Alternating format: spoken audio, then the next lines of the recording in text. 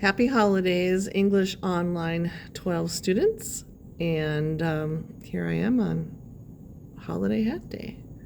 So kicking off the video for the last week of school before winter break, we are starting to read Fahrenheit 451. And it's really a lot easier reading than Hamlet was, so I think you'll be just fine.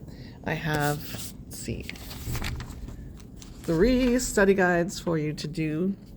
The first one is worth 26 points. The second one is on part 2, which is shorter, and that's 14. And then the last part of the novel is 22 points. And then I have a character tracking sheet that you should be filling out as you read. That's due when you finish the novel, kind of like the Major Works packet. So I'm just going to talk a little bit about part 1.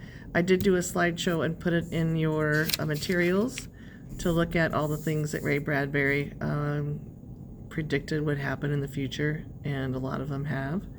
Some of them have to do with technology, but lots of them do, like flying cars and remote teachers, car wrecking places. There's a couple places you can go to blow off steam these days and wreck things. Anyway, technology-wise, he predicted a ton of things, and he also predicted things about society that seem to be coming true, like the cancel culture, the great number of people who get offended by things, and that leads to censorship in the novel. So don't want to get ahead of myself. But I'll just talk a little bit about part 1. Part 1 is called The Hearth and the Salamander. Each part has a title that's important to know what it means. The hearth is like a fireplace, and that is symbolic of the home.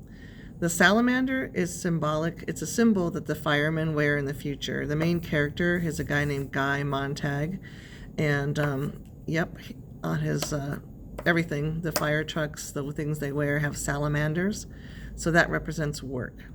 So translated, the hearth and the salamander means home and work. And those are the 2 worlds that Montag lives in, like the rest of us. So you guys have your home life and school life. Maybe you have a job too. So he's happy at the beginning, and then he gets rattled by this girl named Clarice, sorry. Because she's different than any of the other people that he knows or has met. And she seems alive. She makes him wake up a little bit about some things. And then he starts questioning what he's doing, how he's living, how he's feeling. And as we learn about that story, you'll find out more about society in the future and what it's like. That's as much as I want to tell you right now, because you probably haven't started reading the novel. Okay, I have put all the assignments out, and you can do them at your own pace as long as you finish by the due dates. You can turn them in early if you want. I always have some students who like to just finish. Once we finish the novel, that's going to be January the 14th. We're going to do some projects, and there's a whole bunch of choices, so I will release those once my in-person class finishes the novel.